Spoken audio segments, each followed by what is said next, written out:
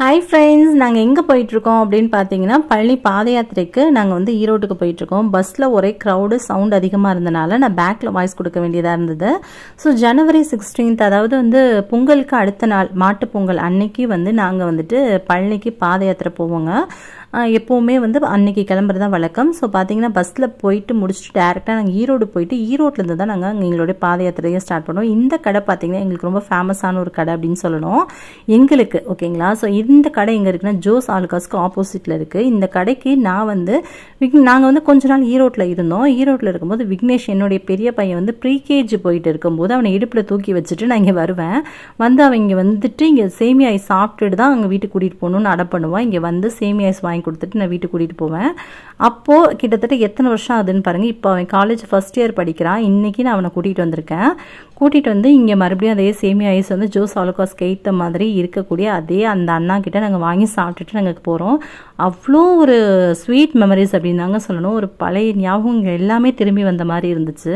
நிச்சயமாக இந்த வீடியோ வந்து எனக்கு ஒரு ஸ்வீட் மெமரிஸாக இருக்கும் அப்படின்னு நான் நினைக்கிறேன். பின்னாடி இருக்கிறது எங்களோட கடை. எங்கள் கடைக்கு முன்னாடி ஹஸ்பண்ட் நிற்கிறாங்க.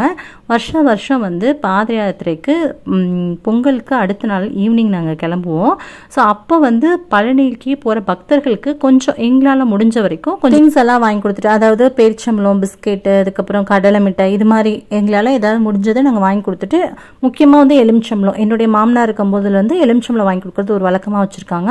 ஸோ அதனால் எலுமிச்சம்பழங்கிறது கண்டிப்பாக இருக்கும். ஸோ இதெல்லாமே வந்து வாங்கி கொடுத்துட்டு அதுக்கப்புறமா எங்களோட பயணத்தை நாங்கள் ஈவினிங் போல் ஸ்டார்ட் பண்ணுவோம். ஸோ அங்கே எடுத்த சில கிளிப்பிங்ஸ் தான் இதெல்லாமே. ஸோ பார்த்தீங்கன்னா எல்லாம் கொடுத்து முடிச்சுட்டு ஈவினிங் ஒரு 6:30 போல் நாங்கள் கிளம்பிட்டு எங்கள் ஃபேமிலியிலேருந்து கொஞ்சம் பேர் எல்லாமே நாங்கள் சேர்ந்து கிளம்புறோம். ஸோ கிளம்பும்போது பார்த்தீங்கன்னா நடக்கும்போது கொஞ்சம் கிளிப்பிங்ஸ்லாம் எடுத்துகிட்டு போகிறோம். ஸோ இதெல்லாம் எப்போவுமே எடுத்து பார்க்குறப்ப எனக்கு ஒரு ஸ்வீட் மெமரிஸாக இருக்கும். லாஸ்ட் இயர் கூட நான் உங்களுக்கு இதை ஷேர் பண்ணியிருந்தேன். போன வருஷமும் நாங்கள் வந்து பழனி பாத யாத்திரை போயிருந்தோம். அந்த வீடியோவும் நான் ஷேர் பண்ணியிருந்தேன் கவிஷ்வல் சேனலில்.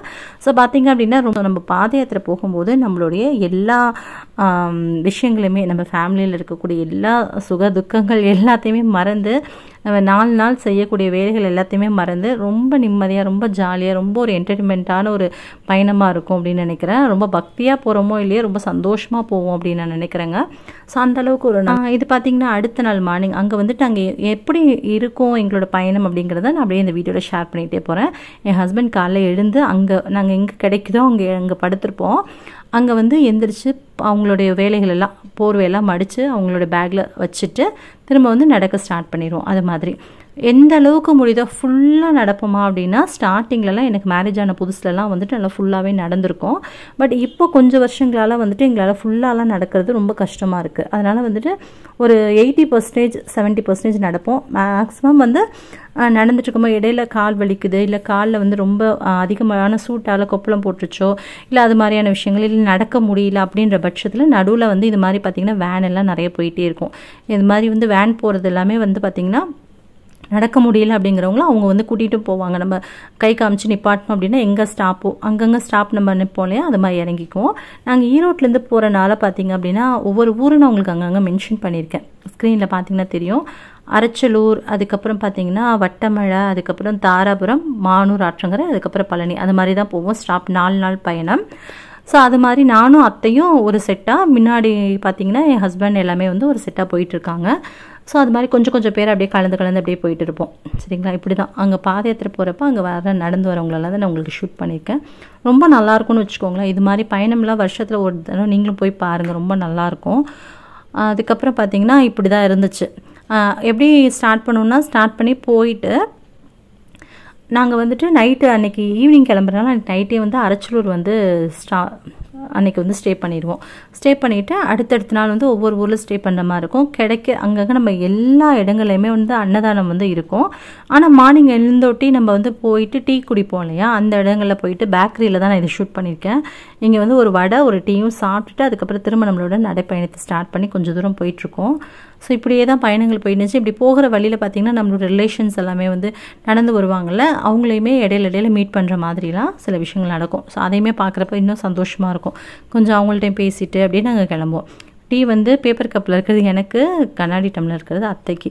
ஸோ டீயும் வடையும் சாப்பிட்டுட்டு அங்கே கிளம்பணும். நாங்கள் வந்து அங்கே ஒரு அரச்சலூரில் ஒரு பேக்கரி, அம்பாள் பேக்கரி அப்படின்ற ஒரு பேக்கரியில் டீ சாப்பிட்டோம்.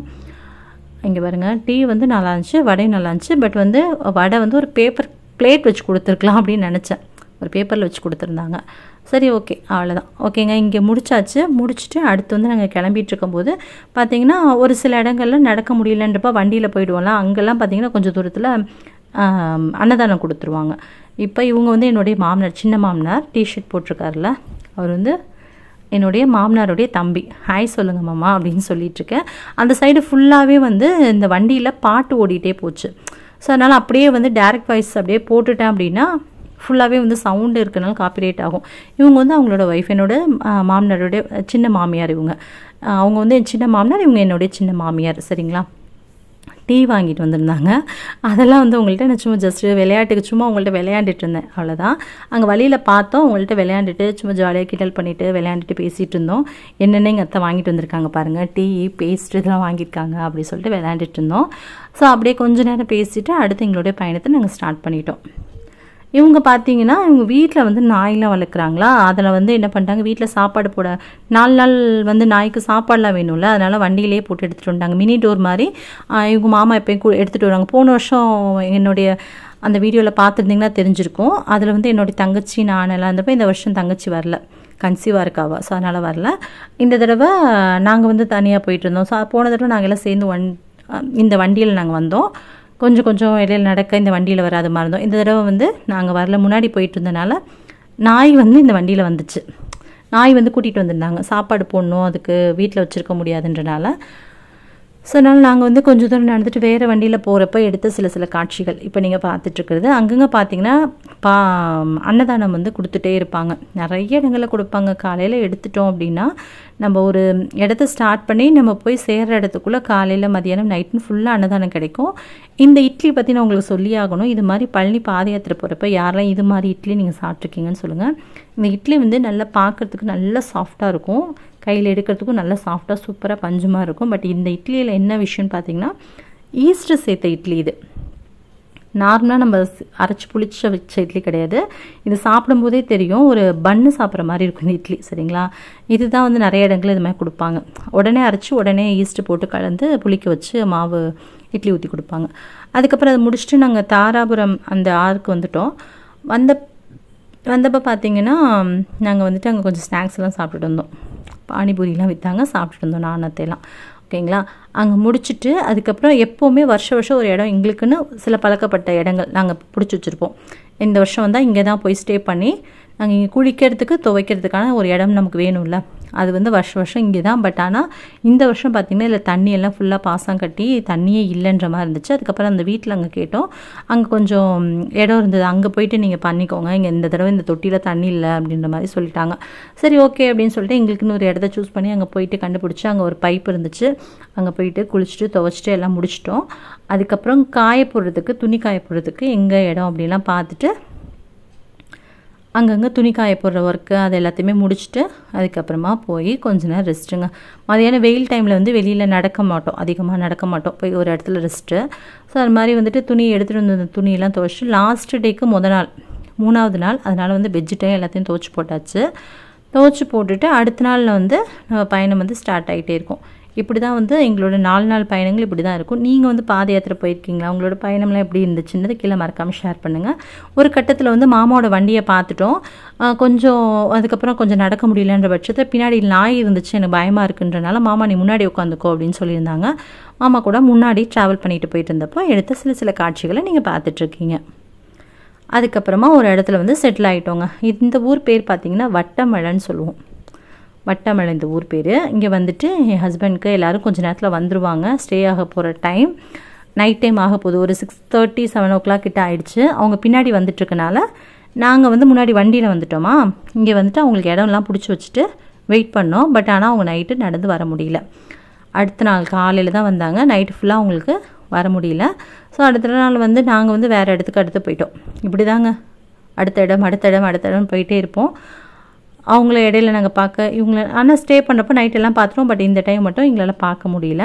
அந்த இடம் எல்லாமே ரொம்ப அழகாக இருந்தனால சுற்றிலும் அந்த சரௌண்டிங்ஸ் எல்லாத்தையுமே எடுத்திருந்தேன். எங்களோட பேக்கில் உள்ளே இருக்குது பாருங்கள்.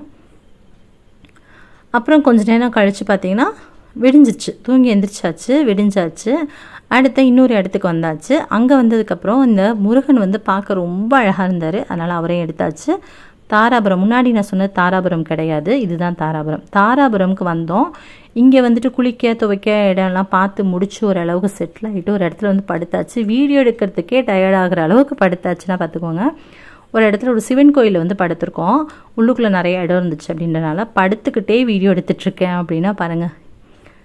அப்படியே அங்கே ஒரு ஆலமரம் இருந்துச்சு, இந்த மரத்துக்கு கீழே நான் படுத்துட்டு அப்படியே மரம் எப்படி இருக்குன்னு சொல்லிட்டு அப்படியே சுற்றிலும் வீடியோ எடுத்துகிட்டு இருந்தேங்க. சரிங்களா.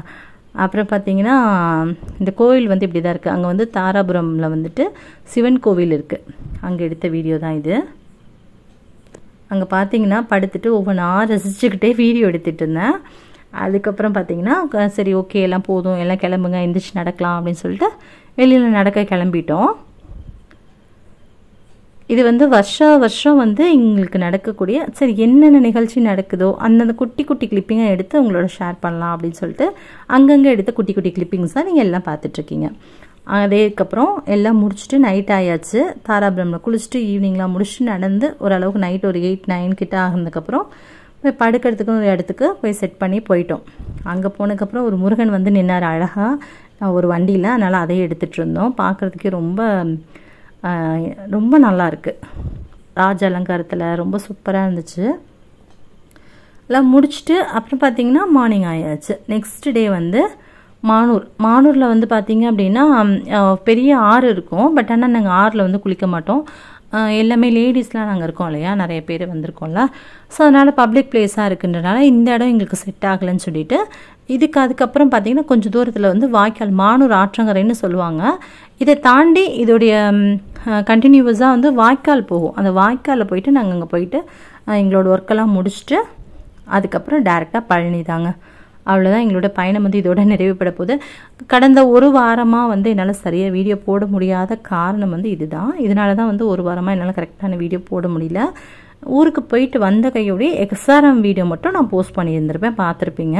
அதுக்கப்புறமா அதுக்கு முன்னாடி எஸ்ஆர்எம் வீடியோ போஸ்ட் பண்ணதுக்கு முன்னாடி ரொம்ப கேப் இருந்திருக்கும். வீக்லி ஒன்ஸ் சனிக்கிழமை வந்து எஸ்ஆர்எம் வீடியோ போடுவேன். அது கூட போட முடியாமல் கொஞ்சம் இடையில தடங்கலானதுக்கு காரணம் இதுதான். நான் கோயிலுக்கு போயிட்டேன். ஸோ 1 வீக் வந்து இது மாதிரி என்னுடைய ஜேர்னி போயிடுச்சு.